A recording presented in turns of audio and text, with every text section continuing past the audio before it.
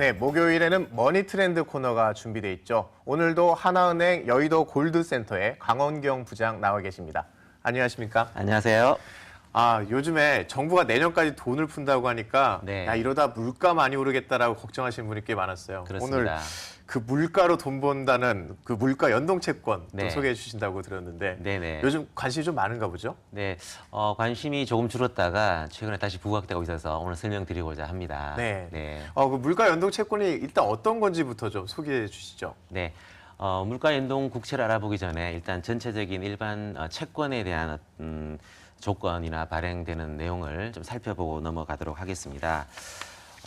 실제 그 채권들의 발행 조건이나 매매 조건을 살펴보면 발행자에 따라서 국채부터 지방채, 회사채로 구별이 되고요. 또 그 만기 또한 3년부터 30년까지 장기로 되어 있는데 오늘 말씀드릴 물가연동 국채 같은 경우는 보통 10년 발행물로 10년 주기로요? 되고 네. 있습니다. 거기에서 발생되는 채권 액면에 대한 이자율을 우리가 소위 쿠폰 표면금리라고 표현을 하고요. 그 이자 지급 방법 또한 할인채 또는 복리채, 이표채 형식으로 지급이 되고 있는 상황입니다. 그중에 이제 물가연동 채권을 조금 더 자세히 말씀을 드리도록 하겠습니다. 이 물가연동 국채란 물가지수 변동에 따라서 매 기마다 원금이 재조정되는 채권으로 보유 기간 동안 물가가 오를 경우에 물가 상승분만큼 증가한 원금을 만기에 받게 됩니다. 물가 변동분을 원금에 반영해서 원금을 재계산하고 재계산된 원금을 원금의 표면금리를 곱하여서 이자를 지급하게 되는 거죠. 즉 표면금리는 발행 시점에 결정된 고정금리지만 원금이 물가에 따라 변하기 때문에 이자 금액도 달라지게 됩니다. 만기에는 이 조정된 원금을 지급함으로써 물가 상승 시기에 자산 가치를 보존해 준다는 특징을 가지게 됩니다. 최근 발행된 물가연동 채권은 채권 액면 금액에 대한 원금 보장이 되어 있어서 디플레이션이 발생해서 원금이 액면가를 하회하더라도 만기에 채권 액면 금액은 보장이 되는 형식입니다. 다만 발행일 이후에 원금이 발행 액면을 초과하는 상황, 즉 1,300만 원에 매입한 채권 투자자는 이후에 디플레이션이 발생해서 매입한 원금보다 작아지는 액면 금액, 즉 액면 금액이 1,000만 원이기 때문에 작아졌죠. 네. 거기에 대해서 보장받기 때문에 원금 소실이 발생할 가능성이 존재하긴 합니다. 디플레이션이 발생해서 이와 같은 상황이 벌어질 가능성은 좀 적지만 투자 원금 손실 가능성은 없다고 할 수는 없다는 것입니다. 네. 그러면 이게 사실 좀 복잡한데 네. 그냥 우리는 단순하게 물가 오르면 돈 벌고 네. 물가 떨어지면 돈 못 벌고 뭐 이렇게 좀 생각을 하는데 네. 그 물가랑 관계가 좀 어떻게 되는 겁니까? 네. 말씀하신 게 맞습니다. 결론적으로 맞지만 그 내용에 대해서는 조금 궁금해하시는 분이 많아서 말씀드리겠습니다. 네, 좀 자세하게 풀어주시죠. 네네. 물가, 즉 이제 소비자 물가 지수라 그래서 저희가 영어 약자로 CPI라고 표현을 합니다. 이러한 CPI 상승이, 물가 상승이 물가 연동 채권의 가격 상승을 담보하지는 않습니다. 소비자 물가 지수의 상승은 물가 연동 채권의 이자와 원금의 명목 금액을 증가시킵니다. 그러나 물가가 오른 만큼 높아진 물가로 인해서 명목 금액을 할인하기 때문에 채권의 실질 가치는 변함이 없다라는 내용입니다. 물가 연동 채권을 보유한 투자자가 수익을 얻기 위해서는 이 CPI 상승이 아닌 실제적인 채권 수요 같은 기타 요인이 필요합니다. 예를 들자면 물가에 대한 불확실성이 높아질 경우에 물가에 대해서 아무런 보호장치 없이 낮은 금리를 지급하는 일반 채권보다는 이러한 물가 연동 채권에 대한 수요가 높아질 수 있습니다. 네, 물가 연동 채권을 보유한 투자자가 이 자본 이득, 즉 채권의 가격 상승을 얻기 위해서는 물가 채권에 대한 수요 상승이 수반되어야 하는 것이죠. 즉 물가 연동 채권 매수 포지션, 즉 매입하고 있는 사람에게 수익이 발생하는 그 여부는 불분명하기 때문에 물가가 높아져도 물가 연동 채권의 실질 가치는 변하지 않으며 그 가격은 수급 등의 영향을 더 크게 받기 때문이라고 보시면 되겠습니다. 그러면 수급이 영향을 많이 준다고 하셨는데 네. 2, 3년 전에 그 물가 많이 오른다 싶어서 네. 이 국채가 많이 팔렸다고 들었거든요. 네, 그렇습니다. 그 물가 연동 국채가 뭐 실제 수익이라든지 이런 구조가 좀 어떻게 됐었나요? 네, 당시에 이제 현금 흐름을 제가 보여드리면서 설명을 시작하려고 하는데요. 이 물가채 현금 흐름이라고 하는 것은 장기간 채권을 보유하고 있는 경우에 매 6개월마다 이자가 발생하면서 이 쿠폰을 받아가시고 또 그 사이에 만기까지 원금과 이자의 물가만큼의 어떤 추가적인 수익을 기대하는 것이라고 보시면 됩니다. 이 도표를 보시면서 말씀을 드리자면 먼저 물가 연동 계수를 이해를 하셔야 되는데요. 물가 연동 국채에 물가 상승분을 반영하기 위해서 한국은행이 매월 고시하는 소비자 물가 지수입니다. 이 물가 연동 국채에서 현금 흐름에서 연동 계수가 아주 중요한 항목인데요. 매 6개월마다 이자를 들이면서 그 물가 연동 계수를 곱하기를 하고요. 그리고 만기에도 그 원금에 가산된 물가 상승분의 추가 수익을 드리는 그런 구조입니다. 그래서 이런 물가채 현금 흐름 외에 그 절세 효과 원금 보장 옵션도 설명을 드리겠습니다.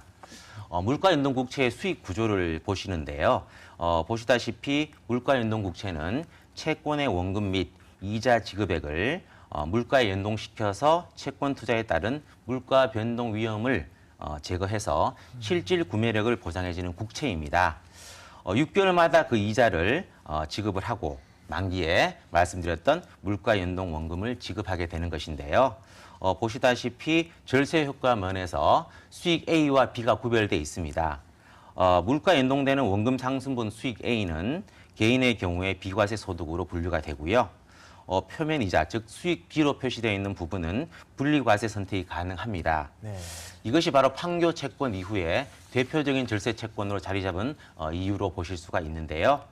추가적으로 원금 보장 옵션도 말씀을 드리겠습니다. 2010년 이후 발행된 물가 연동 국채들은 원금 보장 옵션도 있기 때문에 물가 하락으로 인해서 만기 시 그 원금이 액면보다 낮아질 경우에 또 원금의 최소 금액을 액면가로 보장하는 형식입니다. 네.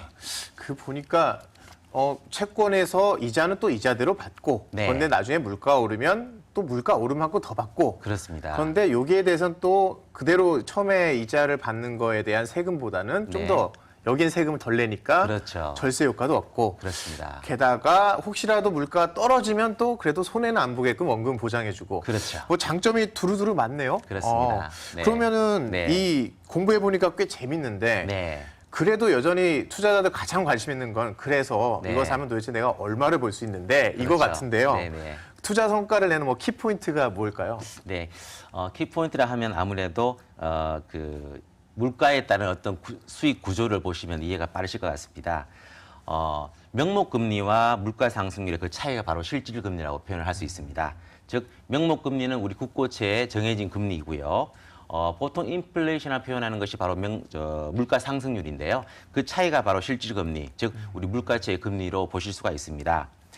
즉 물가 연동 국채가 투자 성과를 내려면 명목금리가 하락을 하는 경우, 즉 기대 인플레이션 물가 상승률이 변하지 않더라도 국고채 금리가 하락하면 수익을 낼 수 있는 구조입니다.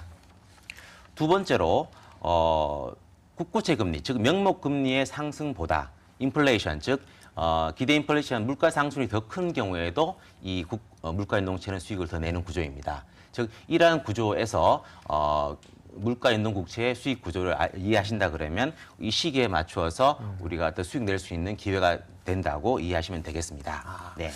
그렇군요. 그러면 요즘 그 돈 푼다고 하니까 네. 그 금리는 좀 낮추려고 할 테고 그렇습니다. 그거 얘기하신 그 명목금리라고 하는 그 국고채 수익률이 낮아질 텐데 네네. 돈이 풀려서 물가가 오르면 네. 지금 같은 시기가 그러면 딱 그 주목받을 만한 이런 네. 타이밍이 아닌가 싶네요. 그렇습니다. 실제 물가 상승이라는 것이 예상대로 오지 않은 경우도 많지만 최근에 어떤 금리 하락과 맞물려서 인플레이션이 도래가 되고 있는 정황이고요. 그로 인해서 물가 상승을 감안했을 때 우리 일반적인 채권 또는 국채보다는 이 물가 연동한 국채의 어떤 수익 기회가 존재한다고 보시면 되겠습니다. 네.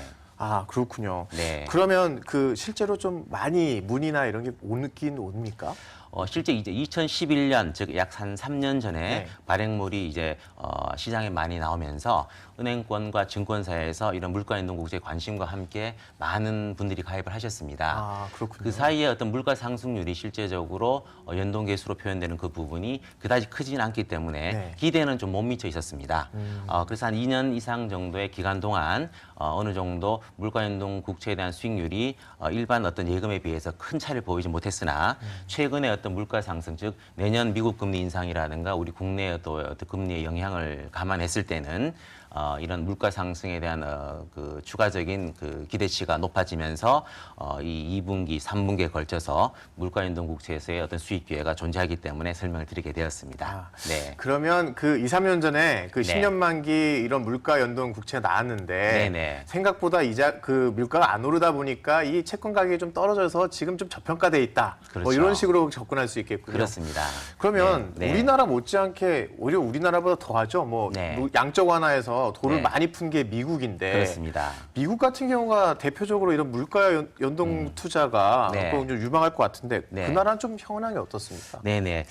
미국의 경우는 저희가 우리 한국 물가연동국채랑 동일하지 않겠지만은 TIPS라고 그래서 TIPS라고 표현을 하는데요. 그 미국 물가연동국채 관련된 설명을 들으시면 조금 더 이해가 될 것 같습니다. 이 한국보다 물가연동국채가 미국이 훨씬 역사가 길고 그 사례를 이제 많이 들고 계시는데요. 제가 지금 설명드릴 부분은 이제 팁스로 이제 이해를 하시면 되겠습니다. 팁스, 말씀드렸던 팁스가 투자 원금의 물가 상승률을 반영해서 그에 대한 이자를 지급하는 채권 형식은 동일합니다.